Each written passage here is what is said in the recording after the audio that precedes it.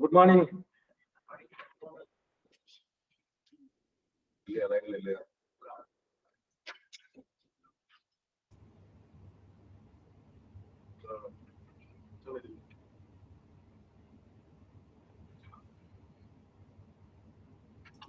Hello, good morning. Morning, பா. எப்படி இருக்கீங்க? நல்லா இருக்கேன் சார். இருக்கீங்க? நல்லா இருக்கும். எங்க இருக்குதுங்க? Michigan. Michigan. Okay. Michigan. Yeah, yes. Canton City. தானா? Sorry sir, கேக்கல. ஐஸ் இன்ஜின் ஃபீல்ட் தானா? ஆமா சார். ஆமா, after treatment. Okay. Fresh clean mobility. After treatment for diesel engines. அப்படியா? After treatment for any engine, in the session வந்து diesel focus பண்றோம். Okay. Okay. Okay பா. Okay.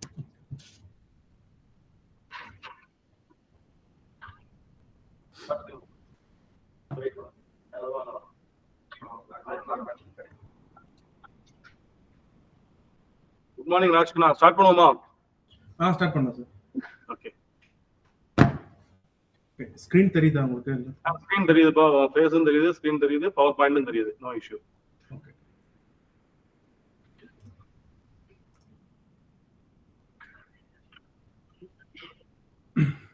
So okay, start பண்றேன். Good morning. He is Rajkanna, 2012 passed out, mechanical engineering. After completion of his degree, he joined in Ferocia India Private Limited in Bangalore.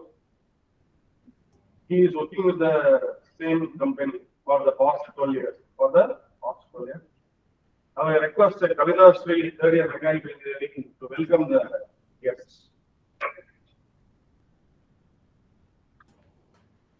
It is my great honor and pleasure to extend a warm and enthusiastic welcome to our esteemed chief guest, Mr.R.Rajkanna, Platform Manager, Ford CBU for Asia Clean Mobility. We are truly privileged to have you here today as we delve into the topic of why diesel engine is banned from 2027. It is an honor that he studied mechanical engineering in our college during the year 2008 to 2012. He worked as an engineer in program management and sales, Deputy Program Manager for 2 years, Global Program Manager for Ford T6 for 2 years, and he is currently working as Platform Manager at Ford Asia. I extend my deepest gratitude for gracing us with your presence today. We eagerly await your address as we believe your words will ignite a spirit of innovation and collaboration among our students and professionals alike. Now, I hand over the session to our chief guest, Mr. Rajkanna Ramamurthy. Hello everyone, good morning. Nice to be here. It's nostalgic for me to talk to students from my own college. Very nice to meet you all. Can you hear me well? Still கொஞ்சம் லவுடா இருந்தா கொஞ்சம் பெட்டரா இருக்கும். மைல்டா இருக்கு. Let me check. Is it better now? Yeah, yes, better now. Okay. Okay, let's start. Sir, Tamil okay ba illa English la students For your convenience, no issue. Okay. I'll do mix. Okay, yeah. Okay, so why is diesel engine banned from 2027 is our today's topic. So we all know that the government of India has given a draft to the ministry to study and pursue this effort. Globally, we see a similar trend, not particularly for diesel, but for gasoline, diesel, everything together. So this is a global trend these days. Why is it? Why once diesel was overwhelming in automotive industry, and why in 10 years it's going from, let's say, 70% of the market to 0%. So this is the biggest question today. Many people know this on a surface level, many people know this in a deeper level, but let's all look into this. So studying this dynamics is very important for future, particularly to understand how the next 10 years is going to be, and we can prepare ourselves for the evolving and emerging industrial trends. Okay, so this is the motive for this. Okay, so let's go into the slides. I prepared a couple of slides just for you to know me. That's very important because I'm going to spend an hour together, so better to understand. So who am I? So I'm from Kovilpatti originally. And I did my schooling in Lakshman's Higher Secondary School in Kovilpatti, and I did BE Mechanical Engineering 2008 to 2012. And when I was in college, I was mostly into extracurricular activities, not so much into education. I did uh, pass with a decent GPA, but I did M2 3 times, thermodynamics 2 times. So it's not a good track record to be at education, but I did focus on a lot of extracurricular activities, which is the highlight of my 4 years in NEC. So I was senior under officer in National Cadet Corps, and then I was playing field hockey, and we are the first batch who won Anna University champions at university level. And then I was house captain for Yellow House in my final year. So this is just what I did. I remember what I did when I was in colleges, which I can probably say here. So then I did MBA operations when I was working for Asia. So I got hired in off campus in for Asia in 2012. I joined just 1 week after finishing my final semester examination. So not so much time to spend after college. I was just 1 week. I had 1 week before I joined for Asia. So then I did MBA operations from 2013 to 15 part time. Attended classes over weekend in CEG campus in Anna University. So this is all about education, the boring stuff. Then the fun stuff, hobbies. I do photography. I try to do it. I try to learn whenever I get opportunity, and I practice. I do road biking, the parks like 50 kilometers, 70 kilometers, biking on weekends. And then I do gaming in PS4 and flight simulation. I got a flight simulator in my basement where I sit now. I do simulate flight scenarios and situations. So this is my hobbies when I'm not working. Mostly I'll be working. So when I'm not working, I happen to do these activities. So regarding work, I joined as graduate engineer trainee in 2012 in Faurecia, Chennai, in program management sales function. And in 2015, I was engineer program management, and then I became a deputy program manager. And then in 2017, just before I moved to Shanghai, China, I became program manager for Ford CBU. CBU means customer business unit. We focus mostly on Ford projects. So this is basically some pictures from my work in Chennai. And then I was in Shanghai, China for a couple of years, managing a global T6 business. T6 is basically Ranger and Everest for Ford, and I was managing after treatment hot ends and cold ends, which constitute of mufflers, silencers, resonators, and all those stuff. So I was a global program manager over there, and our program won the best program in Asia Pacific award. So this is my team when I was in China. So basically, the experience in China was a bit different than what I was experiencing in Chennai. So I had to work with Ford of Australia, Ford of Dunton, Ford of USA. This is on customer sites, and then our internal production plants were in Thailand, South Africa, and Argentina. So my team was quite diverse. Like we used to hear like 10 accents during the meeting of 1 hour. So that diverse our team was. That was a fantastic experience, and that changed the life entirely for myself in personally and also career-wise.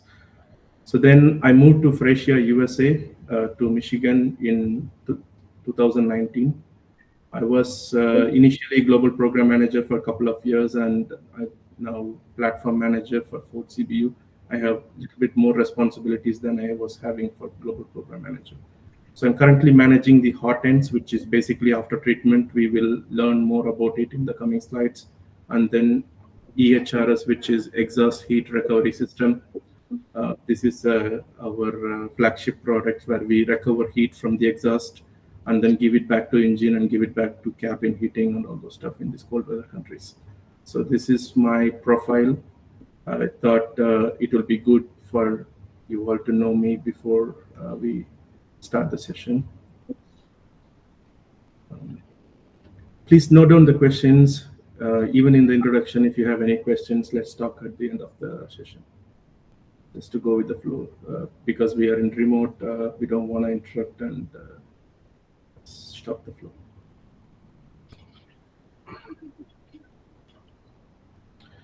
Okay, next little introduction. I have a couple of slides to explain about the company which I work for. So I work in Faurecia, which is a French Tier 1 company. Tier 1 company means like we call Tier 1 because we design, manufacture sub-assemblies, or we call components, to OEMs. OEMs are original equipment manufacturer. Ford, Tata Motors, Suzuki, everybody's OEM. Tier 1 is a big industry. Basically, nobody makes their components anymore. So we make our components. You can see from the product portfolio, we make the entire seats. We just ship it to Ford, GM, Volkswagen, everybody. They just buy it and assemble it in their car. So they participate. They give, we give the design, they approve the design, we manufacture, we deliver every minute. They build a vehicle, we deliver seatings. Interiors, the entire seating system, interior systems, consoles, dashboards, everything. Clean Mobility is the division I work currently. Even though we are integrated internally very well, I work in a Clean Mobility because that was my starting business unit, and I have expertise in it. And we have electronics, basically radars, sensors, everything. We have so much sensors in car these days. Today's car is basically a computer with wheels. Okay, so it's we have so much sensors there. And then we have lightings, headlights, tail lights, interior lights, every lights you see in a car. And then we have life cycle solutions, which is basically aftermarket for lightings and a few exhaust customization projects. Okay, these are the 6 divisions we have. I'm from Clean Mobility division. We are world number 1 in Clean Mobility. We are world number 1 in interiors, world number 1 in seating structures, which means without the cushion, the metal part underneath the cushion and the mechanisms, massaging, heated seats, cooled seats, everything. We are number 1 in mechanisms. Number 3, the complete seats, because the foams are low value added components. There are many suppliers to compete with. So we are number 3 in complete seat sets. We are number 1 in electronics and lightings with the acquisition of Hella, which is a German company which was acquired a couple of years ago. And currently the company is in transformation into Forvia. This is our new name. So one slide about what is Clean Mobility division, in which I work for. Basically what we do. Currently we are also evolving based on the automotive trend. So our products are more linked with combustion engines, which is, everybody know, basically is slowly dying. Rajkanna, sorry for the interruption. Yeah.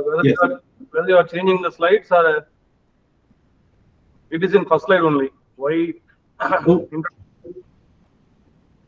Yeah, now it is. Yeah, now it is. Okay. Yeah. Okay, maybe let me show it here.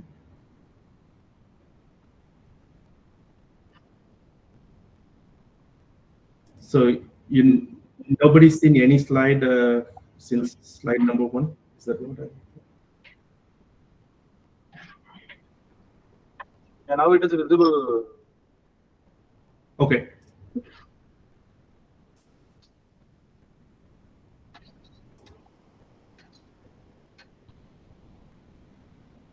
Can you make it full screen? Yes. Do you see it now? Full screen la varala, Rajkanna. Okay, so I think I'd rather keep it like this. Ipo theriyudha sir? Actually who I am, kovilpatti and education details vandu theriyudha. Third one. Okay, idella இந்த ஸ்லைட்லாம் பார்க்க முடிஞ்சதா உங்களால? இது பார்க்கல, இப்போதான் பார்க்கலாம். இப்போதான் change ஆகுது. Okay, then I will keep it here just for a Yeah, second. just I want to keep it. That's all. Yeah, sorry for that. So I was explaining this,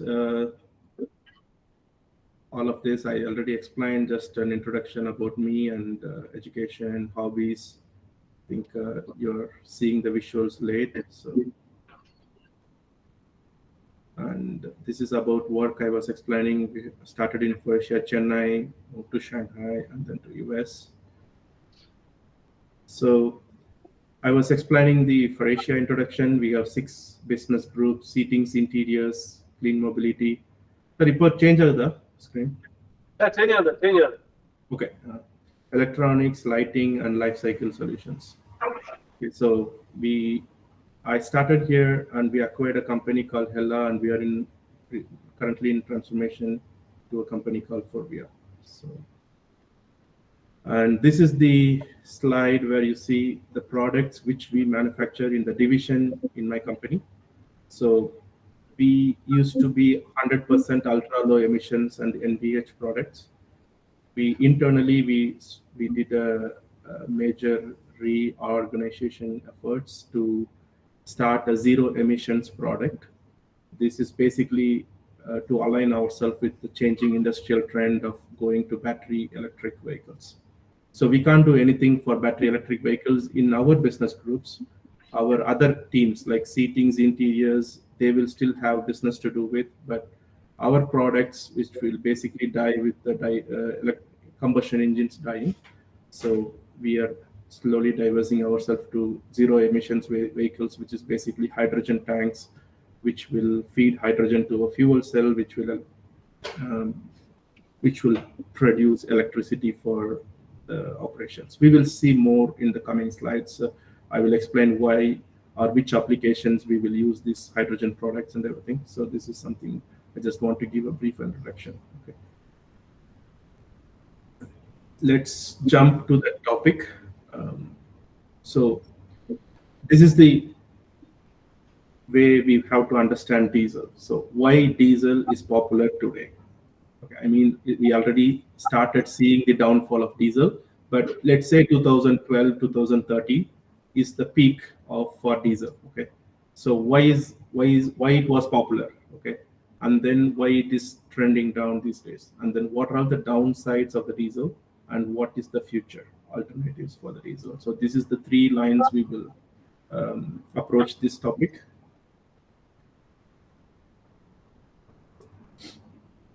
So why diesel is popular today? So it's because of efficiency, performance, and economy. Okay, so this, if I have to give 3 reasons, it's efficient, it performs better in some use cases, and economically it is viable. So this is the reason. These are the reasons why diesel was popular and is popular in some regions. Okay, so we will go into the reasons in detail under these lines. Okay, and here you go, the gentleman Rudolf Diesel.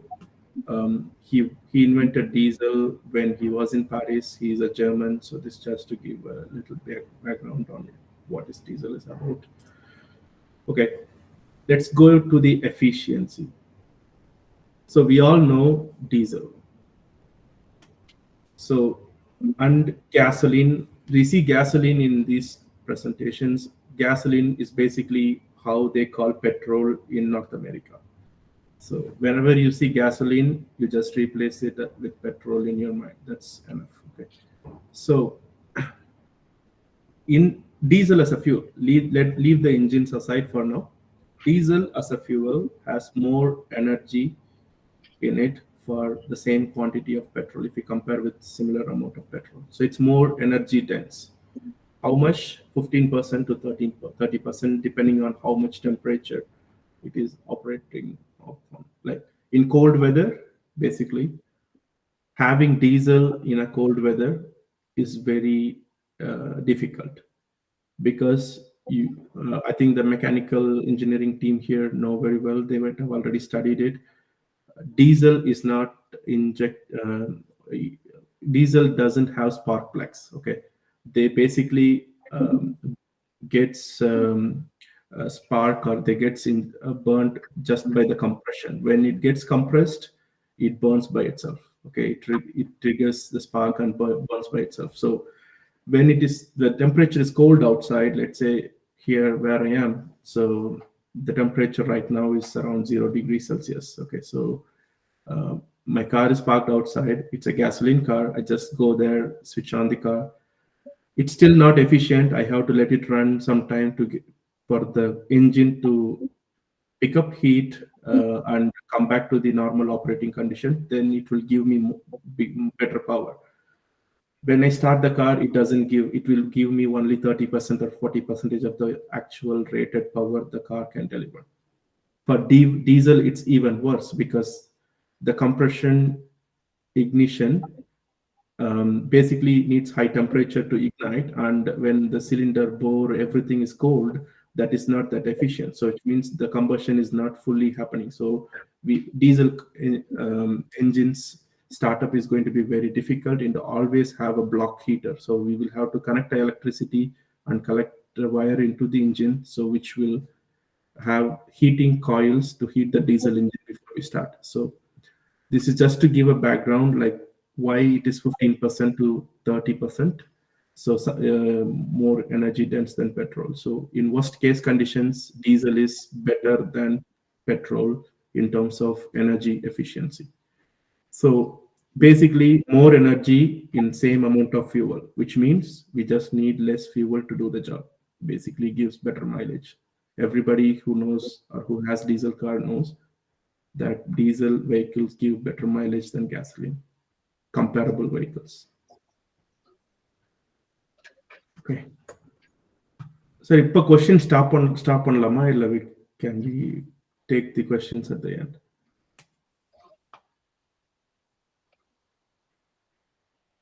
The question regarding question regarding okay, proceed, Rajkanna. Okay.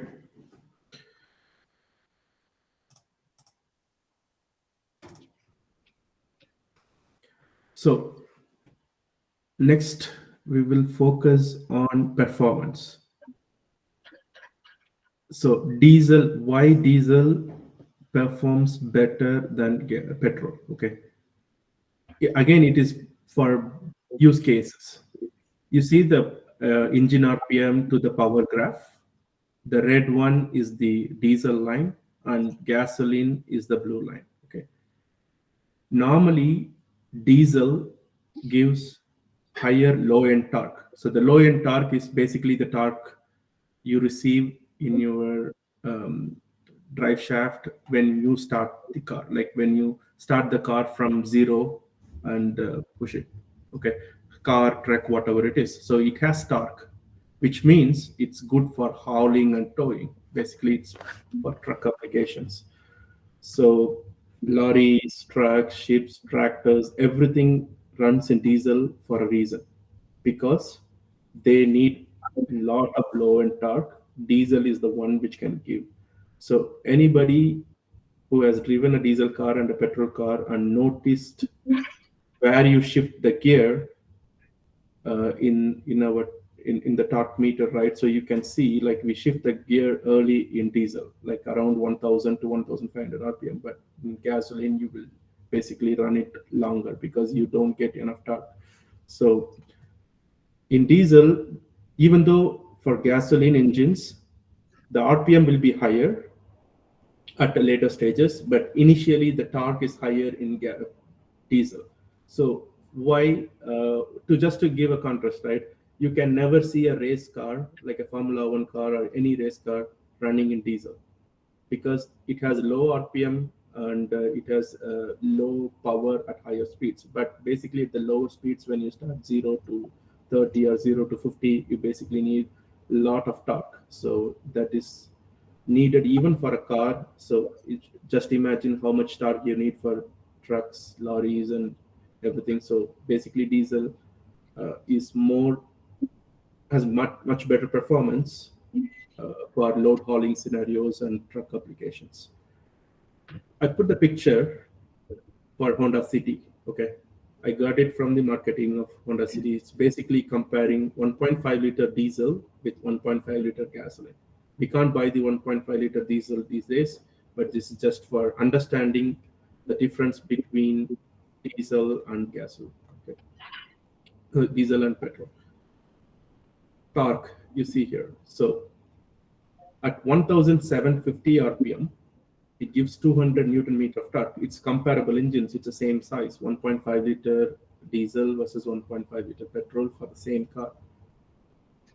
Even though the power rating for diesel is lower at lower RPM, the torque is much higher at a lower RPM. What it means is basically it will give a good low end performance. Basically, it will be fun to drive in the city conditions where you have to stop and start and go. This is basically the advantage of diesel. So the pulling power is much higher because of the torque. They might play downside. So again, I'm saying ideal scenario. Sometimes they can have a different gearbox and they might undermine the torque in diesel, but by having different gear ratios. Okay, that is OEM's choice of how to use the diesel versus gasoline. Naturally speaking, more torque, more fun to drive in the cities to start and stop conditions. Okay. Any questions here? So if you have to tow something like this, diesel is your go-to solution. Okay, never even try that with a gasoline cars. It's not going to petrol cars. It's not going to work.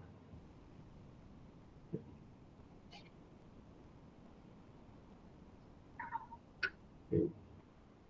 So the third reason why diesel is popular today, it's pure economics. Okay, basically, diesel is not popular everywhere. Where I am in USA, there is absolutely no diesel cars. The diesel starts only in heavier segments like 6-ton, 7-ton segments like those. That's where the diesel is even starting, where they need really the low end torque to pull and haul things. So that's where the diesel starts. In automotive cars, absolutely there is no diesel.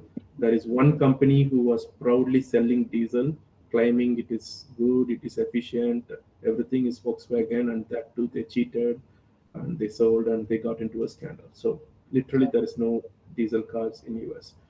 Basically, this tells one thing, okay?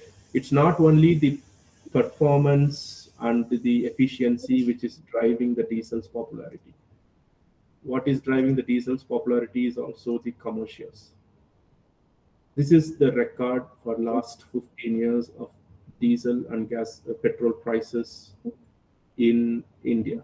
Okay, this is New Delhi prices, so don't compare with what you pay in petrol station tomorrow. So petrol is always costlier, diesel is always cheaper. Then it comes to a business case. We pay a premium to buy the diesel car. Like there will be initial upfront value, which will be higher for diesel car compared to petrol car. But whenever we go to the petrol station, we put diesel instead of petrol, we save money. More you visit the petrol station, the more you save, the better the payback is. So, and again, in US, diesel is costlier than petrol. So what determines whether diesel is costlier or petrol is costlier? Basically subsidies. Why governments give subsidies more for diesel and less for gasoline? It's because diesel is also used in trucks, which transports vegetables, grocery, and everything. In order to control the inflation, governments focus on giving subsidies predominantly for diesel and very low subsidies for petrol. So basically this drives the favorable scenario for diesel. In Europe particularly, it is very obvious. In India, it used to be obvious. Now, last 6-7 years, there isn't a bigger gap. So, but this is one of the reasons why diesel is popular today. Okay. So efficiency, it's more efficient than gasoline. Performance, it has better performance for some use cases where you have to haul vehicles and pull vehicles, and also for if fitted with the right gearbox, it could be a fun drive as well. So, and then the economy, basically fuel cost is cheaper than the gasoline cost.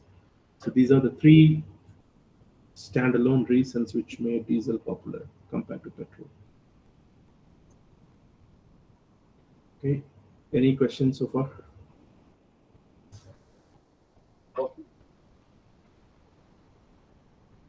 Okay.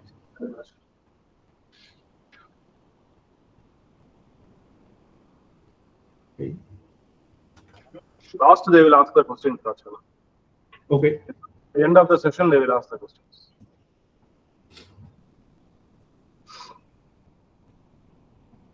So, downsides of diesel. We already started seeing it. Okay, I think we are discussing this webinar like 5 years late. Okay, it's more appropriate to discuss this topic in 2015 when we started to see the drop. So if you see here in 2012-13, if there is 100 vehicles sold in India, almost 60 of them were diesel. Only 40 of them were petrol. Then this again will correlate, this graph will correlate with the graph which I shown previously. Okay, you see the graph here where I show the petrol versus diesel. The delta price, the diesel was 47 rupees and petrol was 73 rupees. There is a 26 rupees difference. Petrol was costlier than diesel. Okay, and that's when diesel sales peaked. There's no surprise why diesel sales peaked, which means economy is the primary reason for the success of the diesel at that point. So then when the gap came down between the diesel and price, the pricing in gap came down, the diesel sales came down. You know how much diesel we sell currently? It was 60 out of 100 cars were diesel. Now it is only 17%. 17 out of 100 cars is diesel. 83% is non-diesel. We use the term non-diesel because we have electric cars, CNG cars, CNG vehicles in the mix. So basically diesel has dropped down from 60% to 17% around 8 years. It's quite drastic. This is why we need to understand why or what caused these drop. First is pollution. Everybody knows diesel is a polluting vehicle. But in reality, 10 years ago, everybody was measuring pollution based on CO2 emissions. And CO2 emissions in diesel is comparable or arguably lower than petrol because you use less diesel, like as in volume, you use less diesel to reach same distance, basically. So in that scenario, CO2 emission is either comparable or lower even than petrol. European Union used this argument to push diesel into up until 2012 or 13. Okay, but there was something hidden at that point of time, which is the NOx and the PM 2.5 emissions. NOx is the nitrous oxides, and PM 2.5 is particulate matter 2.5, which is basically the small dark black color soot which flies from the diesel engines. If you see a lorry in our street from 20 years ago, if don't even stand next to it because everything is soot. That's why what I saw here in the picture, right? So basically this much soot will come if they have that has a faulty catalytic converter, nothing to catch those soot. So it's basically comes out like this. So this is directly going to our lungs. Our lungs, our human body is not designed to repel PM 2.5. Particulate matter 2.5 is a very, very small, thinner than our hair, and it goes into the lungs, it stays in the lungs. And it has a risk of even mixing with our blood. So these two elements is much higher in diesel compared to petrol, and it is the most difficult to control in terms of after treatment as well.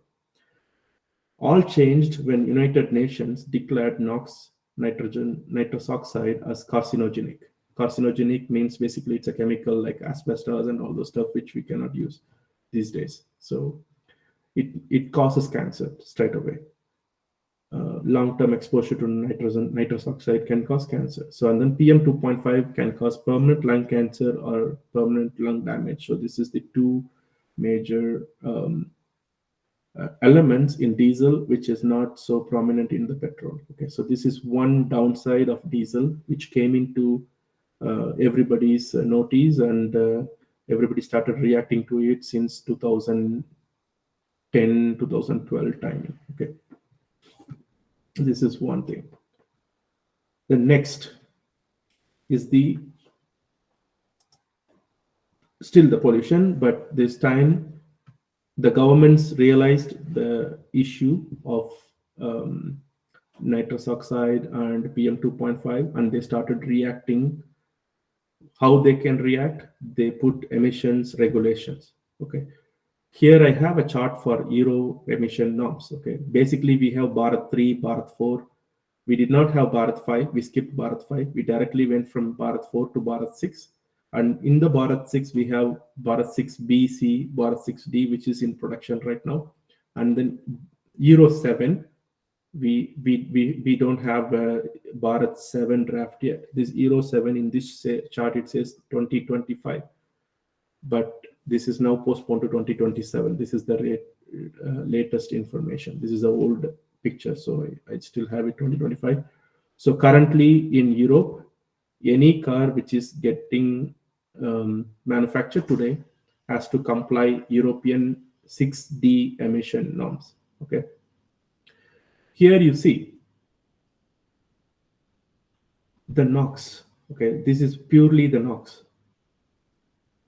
NOx emissions in gasoline at Euro 3 level was 0.28 or 0.15. So the orange one is the emission limit, and then on-road measurement is always higher for NOx because there is no real easy way to measure the real-time NOx emission. In the test lab, we put some sensors, we do some standard operating conditions and measure it. But in reality, our driving conditions are way more different. So we cannot, in real time, NOx emissions is going to be much higher.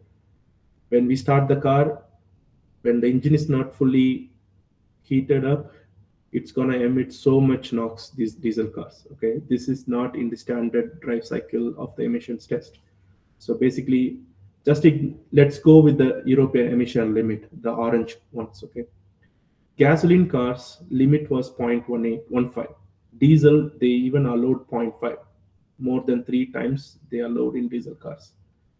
Then they came down to 0.08 already, because it's very easy to contain NOx emissions in gasoline because they don't have NOx emissions, so they can easily contain. From Euro 4 to Euro 5, Euro 6, Euro 60, there is literally no change in the diesel NOx emissions. But here they have to control it like 50% every time, and 0.08, the difference between 6B and 6D, even though you see the same number for the NOx reduction, they put some controls in cold weather conditions like startup. In European 6B, 6C, they have like the car companies have leverages or relaxations. They don't measure the NOx during the first 2 minutes or 3 minutes when they start the car in the cold condition. But European 6D, it reduced to like 10 seconds. So which means they have to have some heating even before they start the car. So they have to add some batteries to heat the catalytic converter so that they can start performing immediately. So the more they add stringent controls, so it's going to be much difficult for car companies to control it. Okay, so it's we see it in the next slide. There is 2 major issues when the emission norms try to restrict the amount of emissions. Okay, so one in the right here, you will see gasoline cars, Euro 2, 3, 4, 5, 6. NOx limit was never high and never allowed high because gasoline car never had high NOx. For diesel, they were super relaxed in Euro 4, and then they changed to Euro 5, Euro 6. They need to control significant amount of NOx going out of the diesel cars. So that is why, let's say for every emission norm upgrade, OEMs, the car companies have to spend X amount to reduce the emissions in gasoline car, but they have to spend like 10 times more money to design a solution to bring down emissions in a diesel car, because the step down in emissions is significant. So this is one major reason for the downside or downfall of diesel. Okay. I'm just in continuation on this, right? In continuation on the emission norms. Just want to give a brief introduction on the catalytic converters. You might have already learned it. Cost. This is the most expensive single part in the car. The reason why? Because it's coated with platinum, palladium, and vanadium. These are all precision group metals. We call PGMs.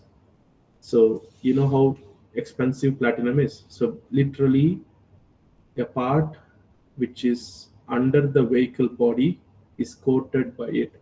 You see here the yellow color substrate. This is the part which gets coated by platinum. It is a trend in US where this part is getting stolen from vehicle because of the platinum content. They steal this part, they recover the platinum out of it, and then they make money out of it. Okay, just to give a perspective, this brick, right? We have so many of them in the Euro 6 or Bharat 6 emission norms for diesel. One of them might cost 30,000 rupees.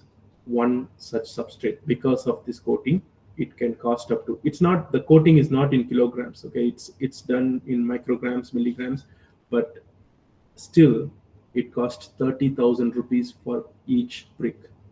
Just imagine a car's price is 10 lakh rupee.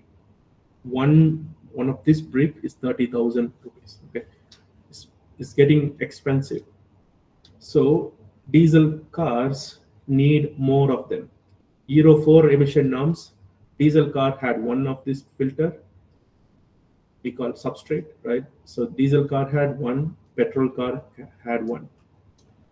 Euro 6 emission norm, petrol car has one, in worst case they have two.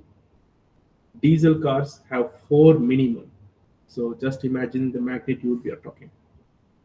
The picture below is the diesel's emission containment solution for Euro 6. Previously, we've only had DOC, which is called diesel oxidizing catalyst. Basically, it controls the hydrocarbons and carbon monoxide. This is pretty much the same we have in gasoline. We call it as three-way catalyst. It transfers the hydrocarbons. Our fuel, both petrol and diesel, are hydrocarbons. They convert it into water vapor, and carbon monoxide from the combustion will be converted into carbon dioxide. Apparently, carbon dioxide is not that bad as carbon monoxide, because plants can breathe carbon dioxide. So carbon monoxide is very toxic. So basically, this DOC converts hydrocarbons and carbon monoxide into water vapor and carbon dioxide. So this was already there in a car which you purchased in 2000. It's even before Euro 4 we had this. Euro 5 and Euro 6, it brings the diesel exhaust fluid. We call it AdBlue. If anybody have a diesel vehicle, anybody's family have a diesel vehicle, or you know about the diesel, you know now they are filling AdBlue in addition to the gasoline. They need to fill AdBlue in regular intervals. There is a tank for AdBlue, and when it goes down, it gives alarm and it reduces speed, everything. They need to fill the AdBlue. This AdBlue is basically ammonia, NH3. So This is basically mixed into the exhaust gas. There is a mixer. We have a patented product called Blue Box. Basically, we need to mix the ammonia, because ammonia, when it is sprayed, it will become a powder and it starts clogging the exhaust. So we need to distribute it in the hot air, otherwise it will just deposit in the pipe and block the exhaust from going out. We need to mix it. This mixer is an additional component. We need to measure the oxygen, pressure, sensor, everything. Then we have SCR, this selective catalytic reduction, basically controls the nitrous oxides. Okay, so it reduces the oxides here. And then the TPF, basically, we talked about two bad elements in diesel: nitrous oxide and PM2.5. SCR2 is reduce nitrous oxide, and DPF is to reduce the particulate matter, which is PM2.5. So a very simple diesel solution is having three. A very simple gasoline solution will only have one substrate. It's a cost we are talking here. It's a lot of cost. We are talking about a cost difference of 1 lakh or 1.5 lakh just by this component. Okay, this is what makes the difference in terms of cost. Please note down the questions you have. I will be able to answer at the end of the meeting. Next is space. We had Chevrolet Beat, which is a very, very small car which had diesel in it in India in 2012. It's impossible to package ammonia, AdBlue tank, SCR, DPF. Is everything needs space. So basically, we cannot package everything in that car. It means smaller cars cannot have diesel anymore. I have another picture where I will show how much space are we talking about. Okay, so in this picture, you will see what are all the additional components we need for controlling Bharat 4 to Bharat 6 emission norms for diesel. I think I will skip, go to the next slide. I will show a real example in the project which I worked on for the T6, these vehicles. Hope you can still see my screen. So the one in the left is Euro 4 or Bharat 4 emission norms. The one in the right is the Bharat 6 or Euro 6 emission norms. This is the difference we are talking about. Imagine how much cost increase and how much space the vehicle needs. We couldn't find space. We have to literally do innovation in order for us to package this many converters into the car, because we need this many catalytic converters to reduce the emission, but there is no space in the car. This Everest is basically Ford Endeavour. It's a big car. Even in this car, we couldn't find space because there is gas tank here, there is drive axle here, so there is cross members which give rigidity in the car. There is everything, electronics, everything underneath. So we don't have space. We have enough space to work with. So the one in the left, it has one diesel oxidation catalyst, which I explained to it. In the gasoline car, they will still has only one. And then that's it. This is a muffler to reduce the noise. This is the entire system. Rest is just pipe. Very easy and simple system. The one on the right, you see, there is DOC, diesel oxidation catalyst here. There are 8 sensors, including pressure pipes, which is for exhaust gas recirculation. Then we have blue box mixing, add blue into the gas stream. We have DPF, diesel particulate filter, to filter the particulate matter 2.5. Then we have another AdBlue mixing system here. So I have a zoomed out view here of this part. We have an SCR, a 2.2 liter selective catalytic reduction for NOx. We have another SCR here. And then we have another SCR/AMOX, which is again to control the nitrous oxides.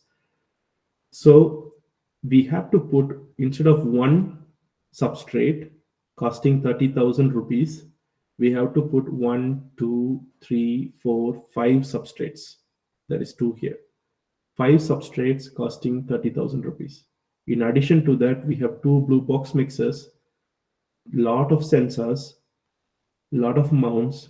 The heavier the part, you need to have more mountings or better mountings, otherwise the part is going to fall down. Durability wise, we need to secure the part in the vehicle. So this is a black and white difference, day and night difference we see in the vehicle when we change the emission norms from Euro 4 to Euro 6. So this is what I was explaining about space.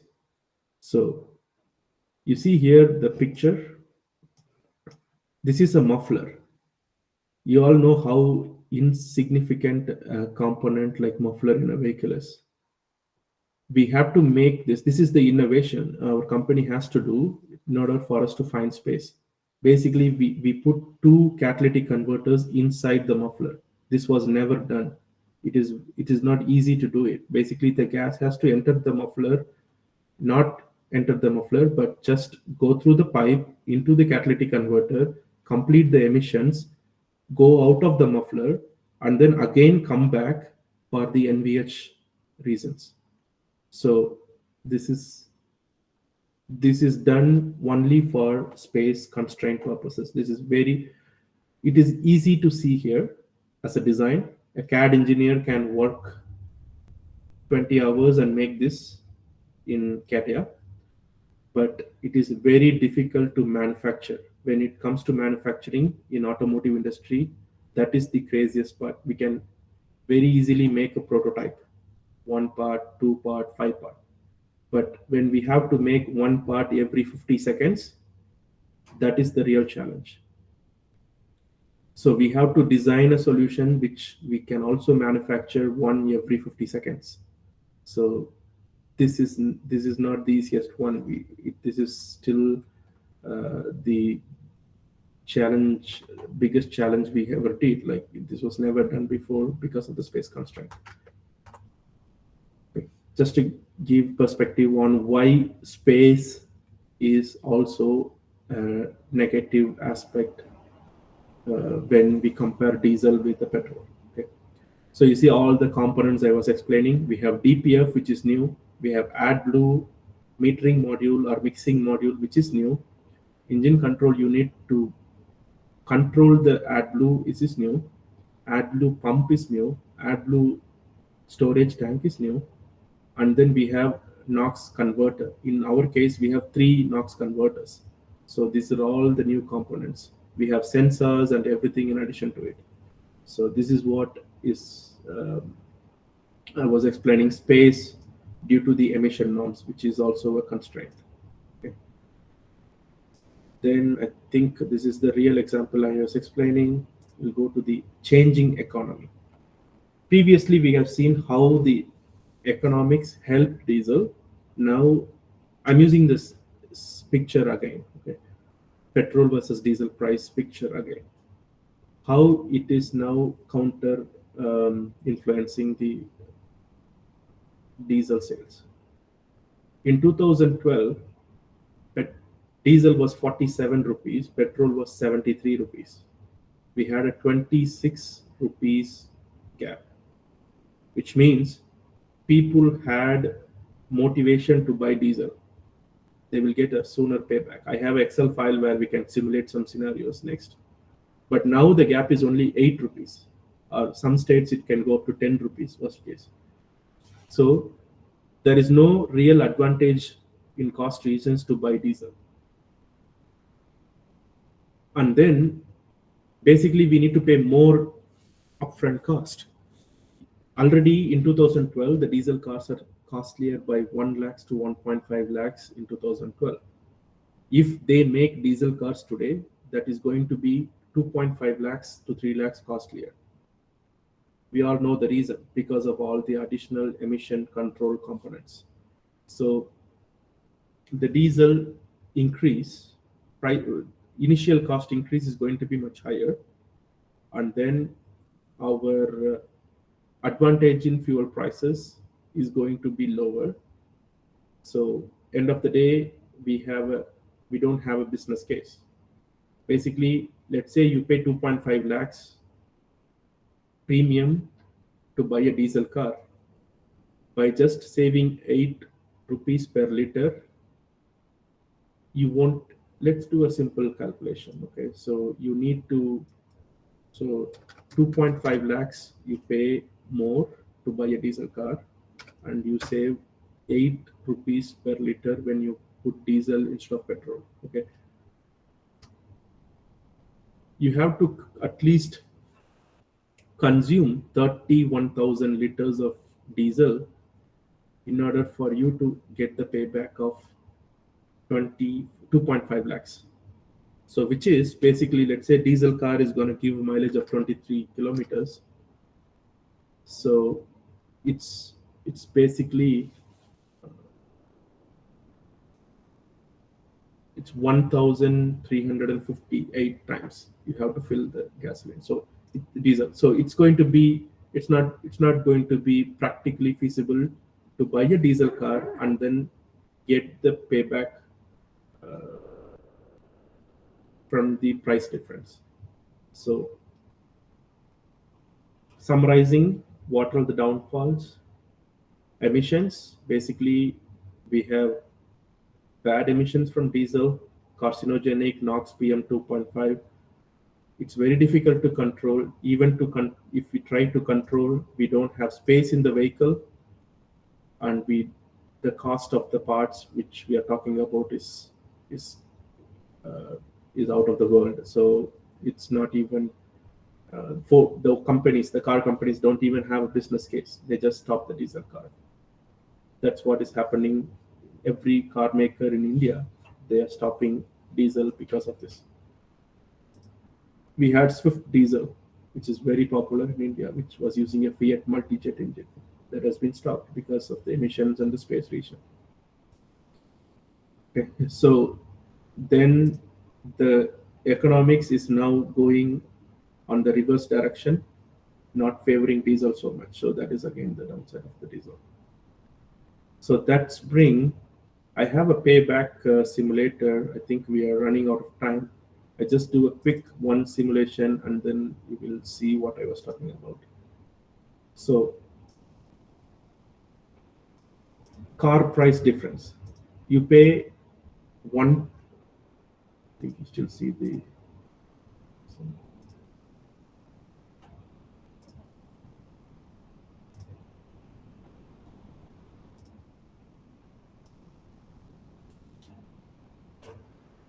okay.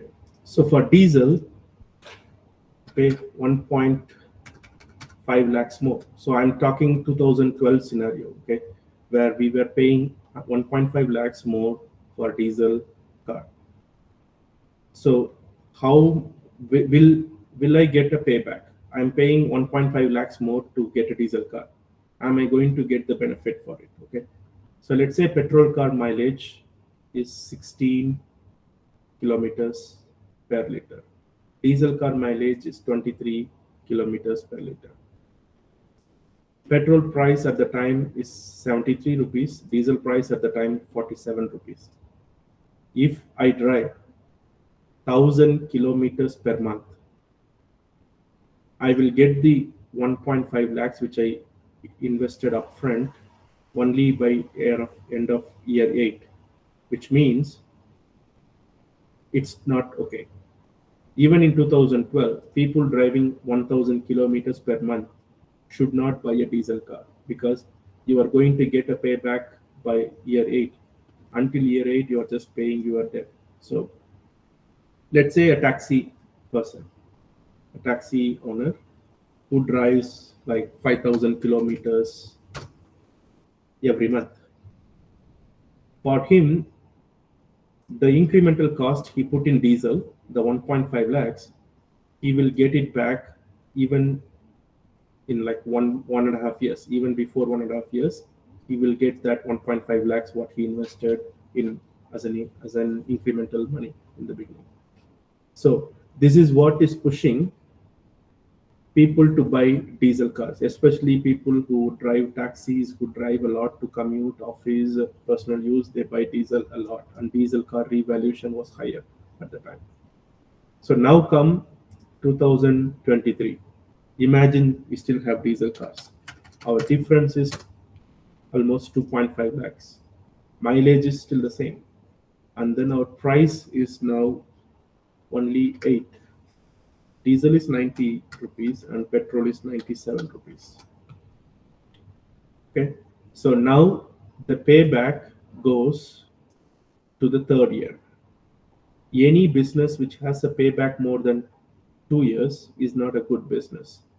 We can do it for some positive motivation in some cases, but all the business we should have because this one is not including the interest rate. If we include the interest rate, it's gonna even go later, like it's go to the year 4 sometimes.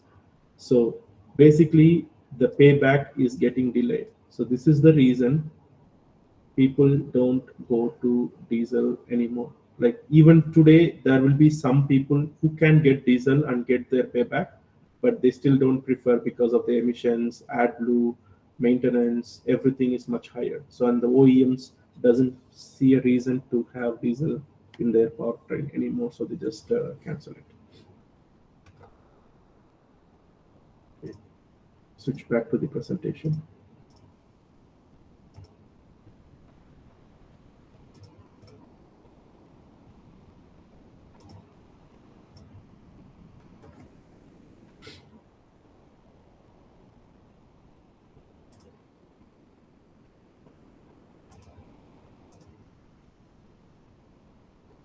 So what is future for diesel? So there is two things which is influencing. One is the government regulations, and the next one is the alternate energy vehicles. So let's go into the details. So government regulations for diesel. In India, the government is specific about diesel cars being phased out by 2027, and then all combustion engine cars by 2040. But if we take Europe, 2035, they want to ban all the combustion engine cars, petrol, diesel, everything. And there are countries, Norwegian countries, right? So we call Scandinavian countries. They are even stopping sale of combustion engine cars, petrol, diesel, any combustion engine cars by 2025, which is next year, which means they are going all electric. So basically, here we don't even need to focus more diesel. Okay, it's all combustion engine cars, petrol and diesel is in the radar of government, all of the governments to phase out. So this is coming. And car companies, right? So when they see this, okay, I am a powertrain planning person within Ford. If I see this picture, I have 3 gasoline engines and I have 3 diesel engines today. Maintaining an engine, producing an engine needs a lot of effort, lot of resources, lot of money. I'm seeing that in 2030 there are many countries which is going off. 2035 many countries which is going out of the combustion engine cars. So I'm trying to limit my exposure to the combustion engine vehicles. So what I do naturally is stop the diesels first and then consolidate the gasolines. If they have 1.5 to 2.5, they're probably going to bring everything, cancel 1.5, cancel 2.5 liter, and they will only keep 2 liter engine. They will start consolidating the engines. So first thing the OEMs will cancel is diesel because of all the cost reasons, space reasons we already discussed. So this is government regulations led problem. So the next problem is alternate energy vehicles. Okay, alternate energy, all hearing about the battery electric vehicles, which is basically all the cars which run on battery and electric motors. I think cars, basically, this is a medium term. In the next 5 years, cars will diesel will eventually die, because already we already see only 18% of the cars are diesel now, and in next 3-4 years we don't even need government giving any ban. We will be done with the diesel by ourselves. We don't buy the diesel cars, okay? And then there is 100% city buses that will move to electric operations.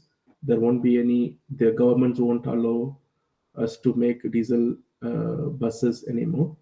And then we have trucks, semi, and farm equipments, which is lorries and stuff, that will continue to run in diesel in the near future. It's not going away. Diesel is not going to die. Diesel in cars is going to die. Okay.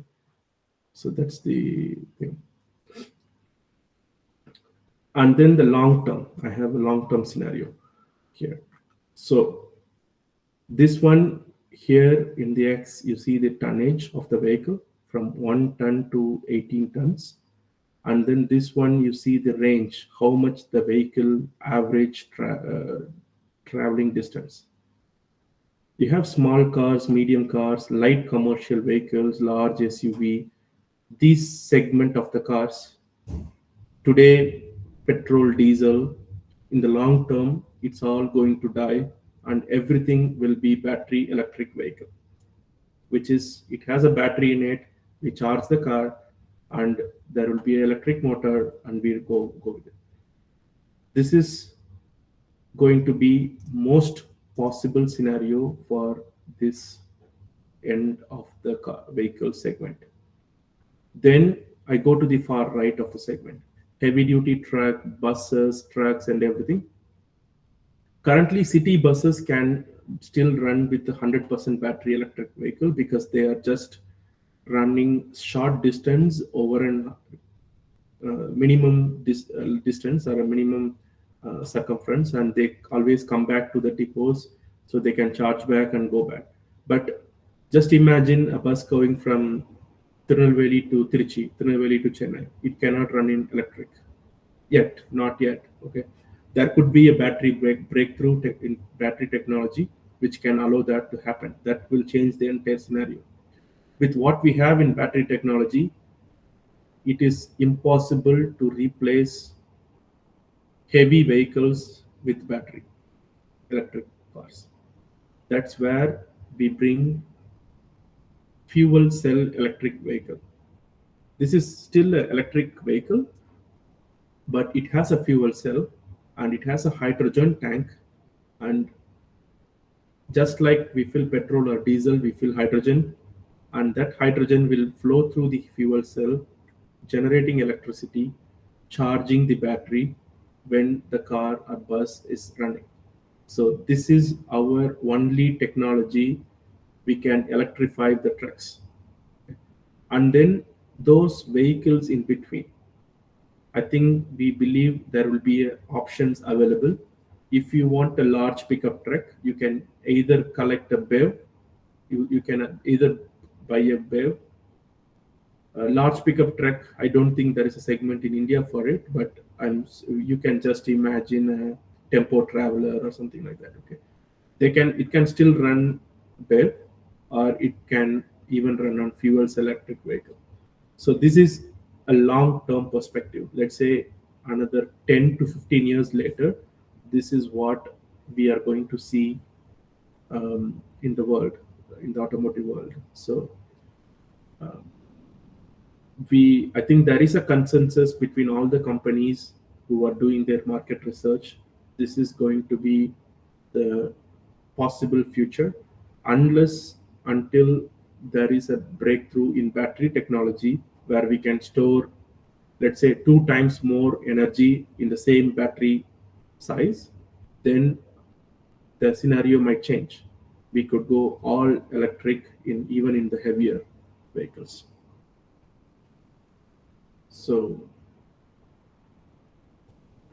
that's all for future for diesel. Eventually diesel is going to die, petrol is going to die, just later than diesel.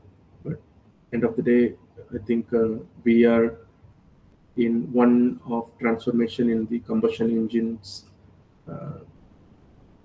into electric future. Next 10 to 15 years is going to be the timing for that, where we are going to see the mass transformation of the powertrains.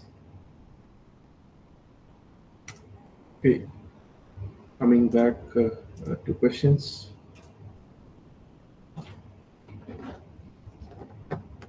If you have any mistakes, we can also. Sorry.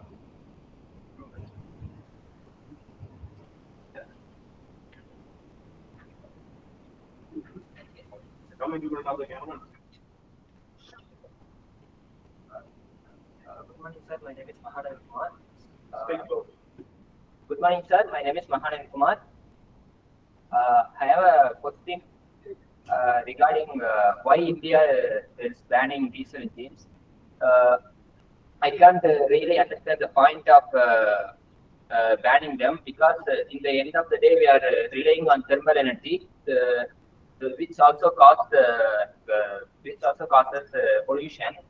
So banning them now would only cause inconvenience, right? We have to find alternate sources for diesel vehicles, trucks that run on diesel. So what's the point of doing it? Okay, it's a good question. There's no point in doing it in terms of if it is for emissions reasons, right? But there is, let's say I'm talking putting finance minister's shoes, okay, of India. So where do we buy coal from? We buy coal from, we import coal, but we don't import 100% of the coal. I think we import 30% or 40% at most the coal from Australia and other countries, but we get coal from Neyveli, from Orissa, Jharkhand, and all the stuff, which means we don't lose foreign reserves when operating thermal power plants. But diesel, gasoline, we import almost 98%, 99% of India's needs we are importing. Basically, that's where we lose our forex reserves. Forex reserves is basically what you have in money, right? So nobody cares how much Indian rupees Indian government has. That is not the sign of the financial health of the country. How much dollars Indian government has is the sign of wealth, okay? So the more we spend dollar to buy fuel, we lose forex reserves. If I am finance minister, I don't want to do it. So one big reason government is doing that, banning diesel cars or even petrol cars, petrol and diesel coming from the crude oil, and we import crude oil. Okay, so there you go. There is your answer. It doesn't make sense. Only banning diesel cars. Purely, it's commercial reasons the government is banning. It's not Indian government is not banning diesel car for only pollution reasons. Okay, they can very well say you have to emit less, and then they can leave that option to car companies, either to do all those extras, spend those extra costs and limit the emissions, right? They don't need to ban it. They just need to do a strict emission norms. Basically, I just want to quote Toyota here, right? Toyota was selling diesel Innova and Fortuner in New Delhi. Okay. And I think around 2015-16, Delhi government put a ban on selling diesel cars, driving diesel cars within New Delhi because of pollution reasons. Then Toyota went to court. Okay, they told, yes, I have a diesel car, but my diesel cars emit less than the current production petrol cars. Okay, they told us it is a blanket ban without quoting like how much NOx you can emit, how much CO2 you can emit, but it is a blanket ban, and actually Toyota won the case. So basically, Indian government can very well say that, like, you can still sell diesel vehicle, but you cannot sell a diesel vehicle which is emitting. So, but they don't do it, which tells, for your question, the answer is the government is doing only for the forex reserves reason. They don't want to spend foreign exchange money.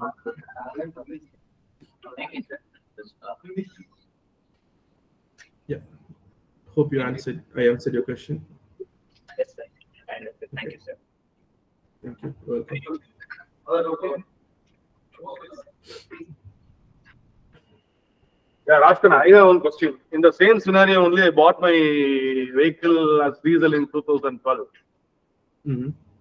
Shall we go for CNG now, or shall we go for electric vehicles in the present situation? Because in India, electric vehicle is not, the technology is not yet completed. Tata is only producing, and they are producing more vehicles. Other manufacturers are not producing the EVs. So whether it is conveniently whether we can go for CNG vehicle now. Okay, so the option I would stay in the middle, which is hybrid. I think there are few cars coming in India with hybrid option. That is a best bet for Indian driving conditions. For Indian drive cycle, hybrid is very efficient because we have lot of stops and starts and stops, which is very good for hybrid. If a car comes, I think there is one coming in Maruti. I think everybody is doing research. Full electric, I don't think country is ready for it. Battery technology is ready for it. They are all buying batteries, importing from China, and then they are making vehicles.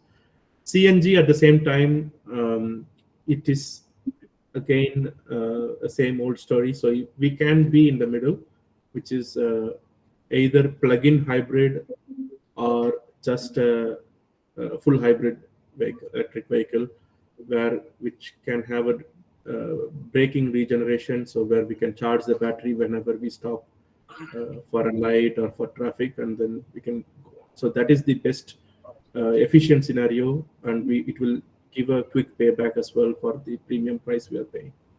The mileage, I think, will be coming around 35 to 40 kilometers per liter, and if we drive almost at least 1,000 kilometers per month, we will get a payback very quick for hybrid. Such vehicles are not available in India. Rajkanna. Yes, not yet, but I'm sure in next 2 years there's going to be flood. They are going to flood the market with hybrid vehicles. I know Now, Suzuki's Swift is they are working on the hybrid platform. Suzuki Swift Honda, launched mild hybrid vehicle launched in Japan. The actual mileage of the Suzuki Swift is 25 kilometers per liter in the mild hybrid version. it's a mild hybrid. I don't think they have a braking regeneration there. With braking regen, we see here Hyundai Santa Fe, that segment of vehicle is giving a mileage close to 30 kilometers to 35 kilometers per liter. It's a bigger car. So the small cars, if it has braking regeneration, so it should have better mileage than that. Good. Any other questions? Do you have any other questions? Okay. There is no questions from the student side, Rajkanna. Okay, so I have the email ID and my WhatsApp number in the screen. Yeah. If you can take a note of it, and if you have any questions related to this topic, related to other topic, career, anything, please reach out to me. I will try to answer or help if I can. Yeah. Thank you. Yeah, Good to be here. Thank you for the wonderful session, Rajkanna. Thank you, sir. Once again, I thank you for providing a good lecture to the students. Thank you. It's my pleasure. Thank you. Thank you.